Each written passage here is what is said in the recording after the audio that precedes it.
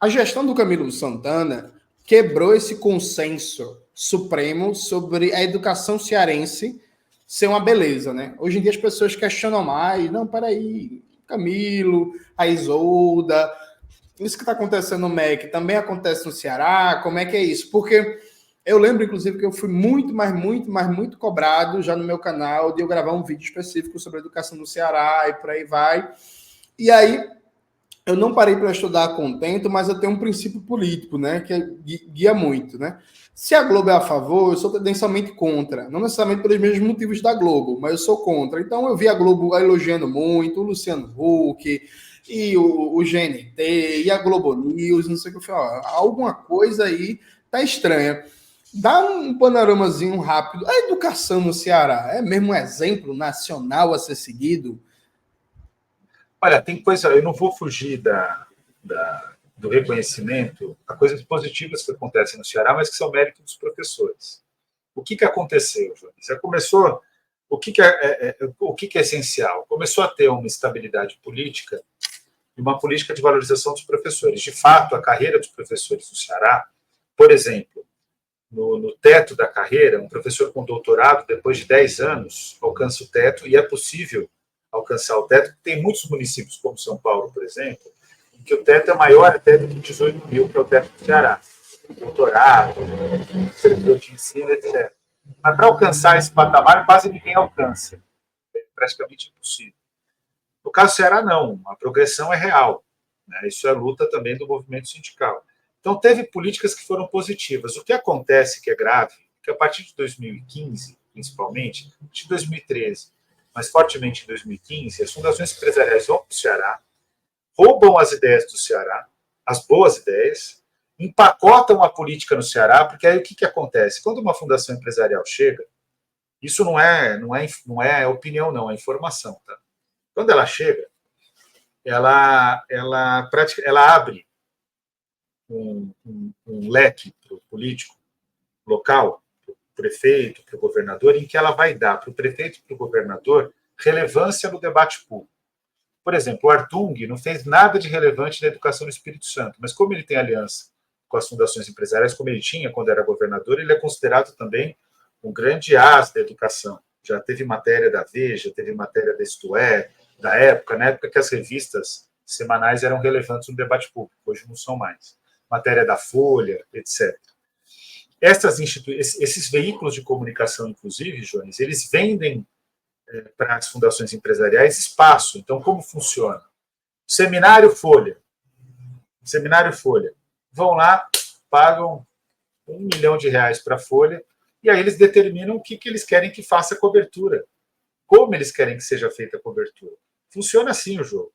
Então, o que esse político vê? Ele fala, bom, mas se eu fechar com esses caras, eu vou ter relevância nacional. E o Ciro Gomes foi um que foi encantado com isso. É assim que surge o exemplo do Ceará como referência.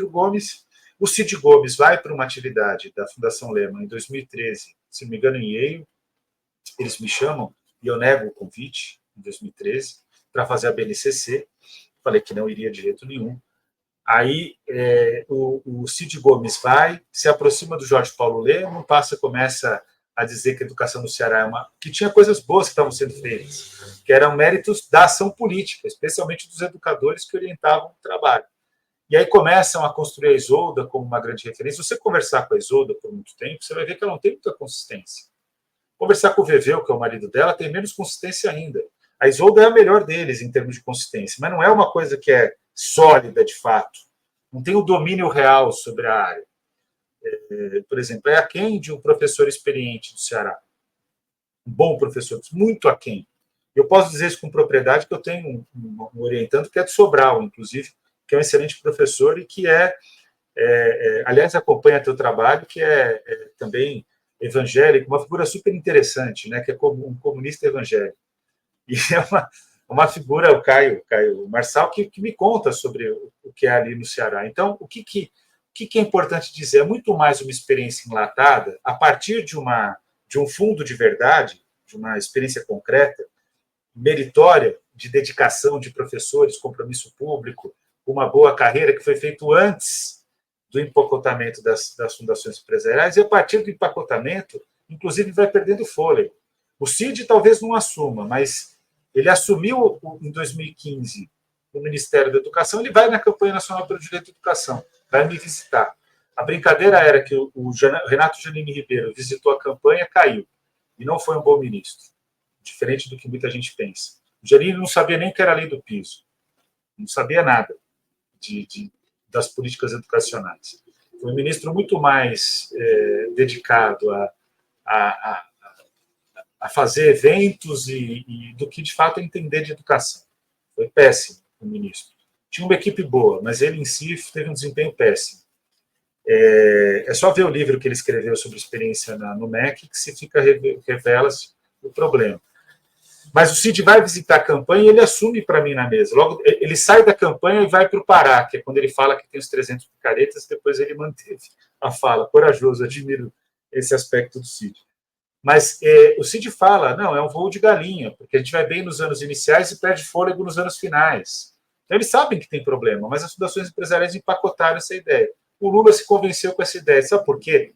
Esse é o ponto do mecanismo, na cabeça do gestor público, do prefeito, do governador, do presidente. As fundações empresariais não vendem qualidade da educação, Jonas. Elas vendem resultado em prova. E vou dizer para vocês um segredo. Se treinar os jovens brasileiros, os alunos brasileiros em prova, nossos alunos são foda, eles vão bem, cara. Eu te digo com todas as letras, se me der uma turma, olha, pode me dar uma turma com dificuldade de alfabetização, alunos que têm inúmeras dificuldades, me dá essa turma com 7 anos de idade, que eu te garanto que elas vão arrasar na prova. Se me der a turma, mas aí me dá as condições de trabalho. Educação em tempo integral, com possibilidade de projeto cultural, com possibilidade de projeto esportivo, uma educação de fato, uma escola gostosa, que eu possa trabalhar com as merendeiras para fazer uma alimentação gostosa. Junta aí umas 3 ou 4 professores, a gente vai fazer esses alunos ser os melhores, não é do Brasil, não, do mundo. Se fizer a mesma coisa nos anos finais do ensino fundamental, vai dar o mesmo resultado. E ainda assim, Sobral não consegue, o Ceará não consegue. Por quê? Porque aí vai precisar investir dinheiro, vai precisar valorizar ainda mais os professores. Então, no fundo, tudo isso é uma propaganda, a partir de um bom trabalho realizado pelos professores. E um dia, eu fui debater no Ceará, e aí a covardia, quero deixar isso registrado aqui, a covardia do repórter que me entrevista do Povo, em que ele pega no meio da entrevista, ele e uma mulher da Bet Educação, que não tem relevância nenhuma na área de educação, é uma empresa que ganha dinheiro fazendo evento de educação. Eles falam, o Daniel Cara é contra o Ceará, tentando me colocar contra o público. Né? O Daniel Cara é contra o Ceará, que ele não reconhece o nosso estado, não reconhece que é o estado que mais aprova no ITA. Em termos de escala, Júnior, você sabe que, estatisticamente, aprovar no ITA significa que você está dando educação excelente para poucos, não para todos. Né? Não é critério de qualidade isso. Critério de qualidade na educação é o quê? Se a pessoa tem, de fato, o compromisso de transformar o país e tornar o país um país justo. Isso que é critério de qualidade da educação e está inscrito na Constituição Federal. Pleno desenvolvimento da pessoa, preparo para o exercício da cidadania e qualificação para o trabalho. Preparação individual, preparação coletiva e preparação produtiva. A Constituição está corretíssima na maneira como ela se coloca. Agora, qual que é o ponto, cara? Eles pegam e me colocaram contra o Ceará. Eu falei, olha, gente, vocês me desculpem, eu respeito muito a experiência do Ceará, só que eu acho uma vergonha aqui no programa vocês dois estarem defendendo que as fundações empresariais de São Paulo se apropriem do bom trabalho dos cearenses. E que o Camilo Santana se aproprie, que a Isolda Sela se aproprie, que o Ciro Gomes se aproprie e que o Cid Gomes se aproprie. Isso é trabalho dos professores do Ceará.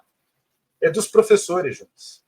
E que se tivessem mais apoio, fariam mais. E se os de Pernambuco tivessem mais apoio, fariam mais. Se os de São Paulo tivessem mais apoio, fariam muito mais do que fazem, porque São Paulo, pela riqueza do Estado, tinha que entregar mais em educação, entrega muito pouco. Agora, se é fazer prova também em qualidade da educação, isso não significa nada.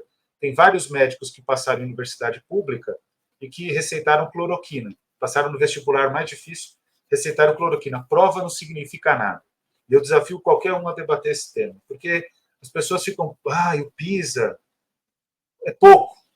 É pouco. Quem pode mais, pode menos. Por que a China vai bem no PISA? Por que o sudoeste asiático vai bem no PISA? Porque são países que têm projeto econômico, têm projeto de desenvolvimento. Esse é o segredo deles. Fazer prova é pouco. Esses podem mais e fazem menos, que é responder o PISA. A gente não consegue nem fazer menos, porque a educação tem muito pouca qualidade.